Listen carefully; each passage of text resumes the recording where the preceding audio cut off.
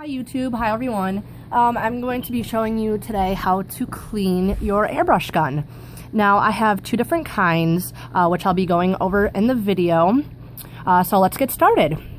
So obviously as I mentioned, I have two different guns. This one is a gravity feed and this one is a siphon feed. They attach to the paint a little bit differently. This one obviously has different canisters which suck up the paint into the gun, and this one has a stationary canister that stays mounted on the gun, and as it's named, gravity feed. Gravity helps the paint flow down through to the tip.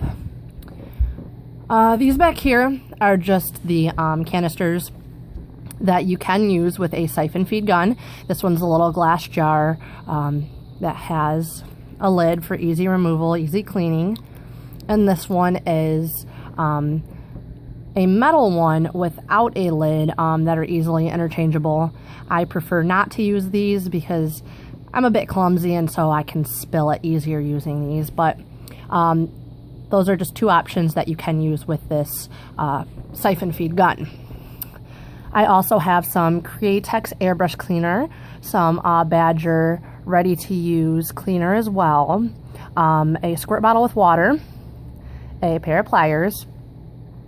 This is a little screwdriver that usually comes with the airbrush, some paper towel, and these very wonderful little wire brushes that can be purchased at Harbor Freight for about $2. So let's get started, and I'll show you first with the gravity feed. This is my oldest gun. It's about 5 years old, and because of maintaining a clean gun and taking the time to get all that paint out and clean it properly, it's lasted me this long and it's still in great running condition. So as I mentioned, whether you're a beginner or not, it's always good to learn the proper way to clean a gun. So, on this one, as I mentioned, the paint comes down in the bucket here and comes out the needle and nozzle this way. So it's a little bit different to clean each gun. So if you're a beginner, I definitely recommend taking the gun apart and putting it back together a couple of times before you use it and before you go ahead and clean it, because it can be a little difficult if it's your first time doing it and you don't know what you're doing. So before we start taking this apart, it's very important to set aside all of the pieces that are coming off the gun somewhere where you're not going to lose them and they're not going to fall or they're not going to get misplaced. And it doesn't really matter how you take the gun apart because pretty much all the pieces need to be unassembled anyway. So I'm just going to start back here with the needle cover. Take that off. And we're going to switch over here, take the cap off. Oops. See, I made sure I picked it up for it didn't roll away. Be careful because the needle is exposed at this point. We're going to remove the nozzle cover here. And finally, the chucking bolt for the needle. So now we're just down to the needle and the nozzle at this end. You're going to want to go ahead and remove this, and this is a 0.35 millimeter needle, so the nozzle is very, very small. The 0.5 millimeter guns, the nozzles are a little bit bigger. They're easier to keep track of, but this, as you can see, it's just incredibly small and incredibly easy to lose. So I'm just going to set that down there.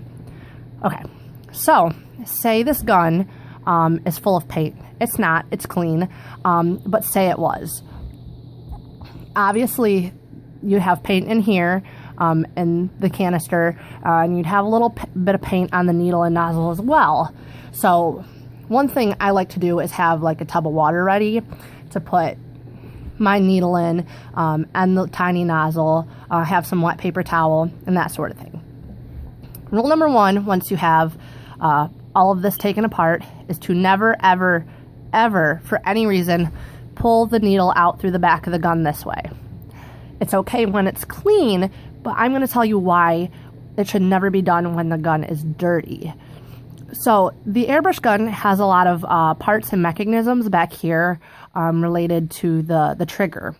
And if you pull the needle this way, you're feeding all of the paint or whatever substance you're using through the airbrush through these parts that the paint never touches.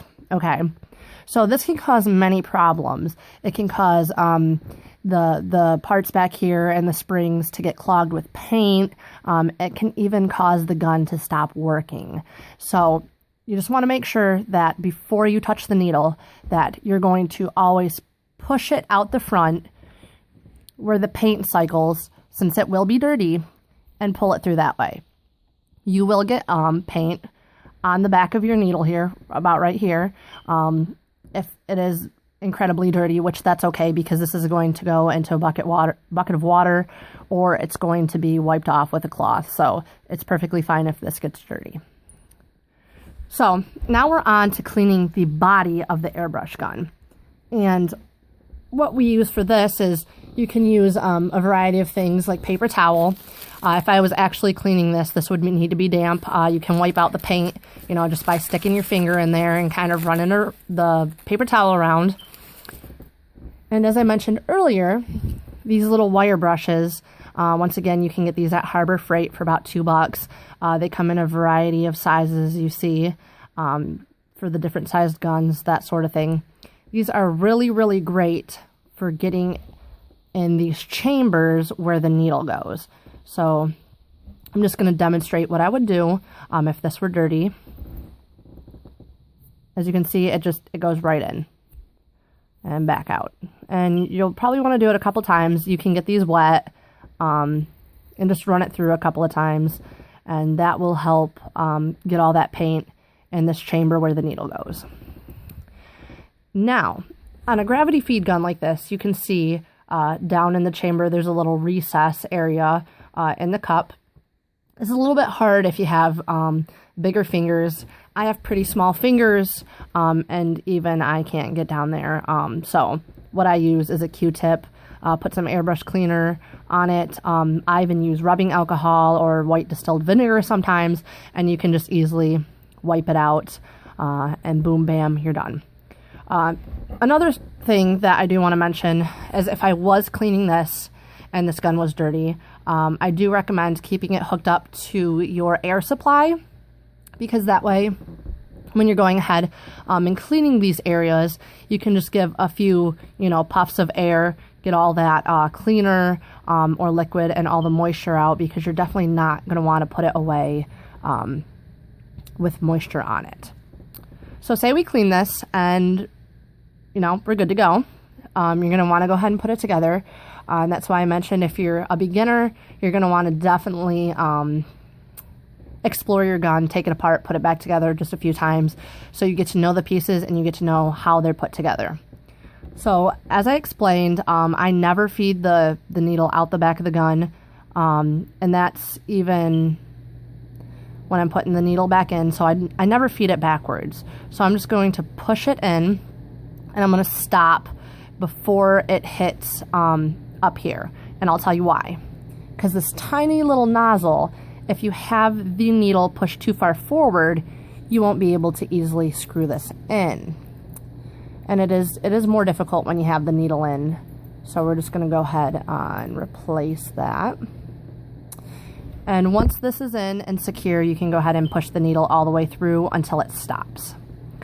I recommend putting the chucking bolt in next. You want to have this nice and tight, because if it's not, the next time you go to airbrush, you're going to wonder why your needle isn't moving, as you can see over here. You're going to wonder why you're getting no paint and nothing's coming through. So that's important for it to be tight. We're going to place the cover to the needle and then just kind of work our way forward, replacing the nozzle cap, and finally the flute tip. All right, so this one's done. Okay, now it's done. So we're just going to set this to the side. The next one I'm going to show you is going to be the siphon feed. I know we already talked about the different cups that you can use with it.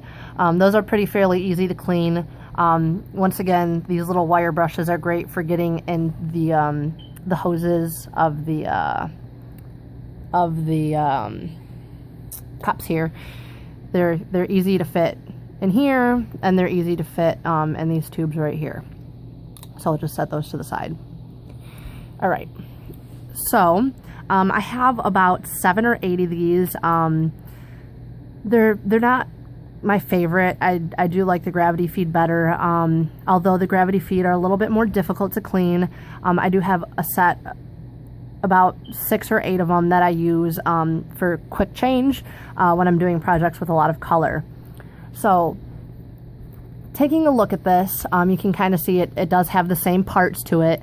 The only difference that it doesn't have is the big cup on top where the gravity feed gun has. As you can see, pretty similar. So it does also, this is a 30.35 millimeter needle, so again it has the very small nozzle. This was actually a new gun that I hadn't used, and the pliers I needed to get this off because it was on so tight. So if it is a new gun, you might need a pair of pliers to kind of nudge it loose. Now on this one, this housing does not come off, but the nozzle just sits right in there. And we'll take the back off and the chucking bolt. And then once again, we're down to the needle. So as I explained before, I always push the needle out front first, making sure all of that paint comes out where it's touching, you know, the front parts of the gun and the chambers up here, just to be careful that nothing gets back here where the paint doesn't go. So we're just going to pull that out. A little bit tight since it's a new gun. And as you can see here, it's just got a couple of different chambers that are different than the gravity feed gun that you're going to need to clean. It's nice because you don't have to go ahead and clean the big cup out, but if you have some of these wire brushes, you can use it the same way that we did on the other gun, just going ahead and getting it wet or using it dry and just feeding it in and out, kind of scrubbing the paint out. You might need to change to a bigger sized one to get down here. See, that's obviously not big enough. We'll try this one. Yep, so that one's nice and snug, and that will scrub all of the paint out like this. And once again, I'd recommend having it hooked up to an air supply so you can tap it a couple times, make sure the moisture and any paint that's trapped inside here that you can't get gets forced out. All right, so we're going to reassemble it since this is clean, putting the needle in through the back. Oop, see, it's hard to see, but I pushed it a little too far where I can't get the nozzle on. So we're just going to draw it back a little bit until I can get this nozzle on, and then we're going to go ahead and, oops, push it up again where it's snug.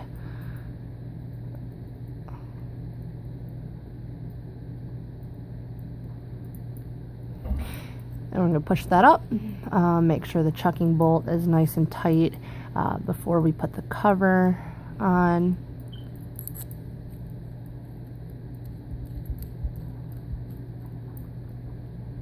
And then replacing the cap over the nozzle.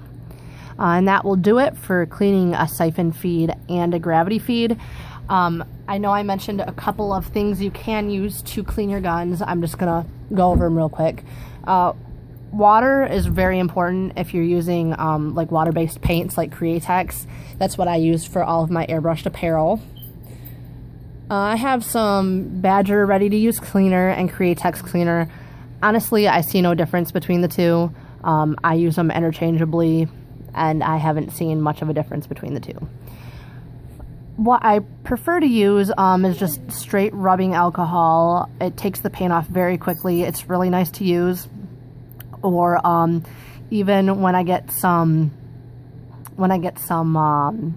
like more caked up paint in the nozzle and stuff, I'll soak it in white distilled vinegar for a couple of hours, take it out, clean it, and that usually pretty much does the job very well. Other than that, you should be good to go. Like I said, just make sure that all your pieces you set to the side, and you make sure that everything is thoroughly clean before you put your gun back together, and you should be good to go. Happy airbrushing!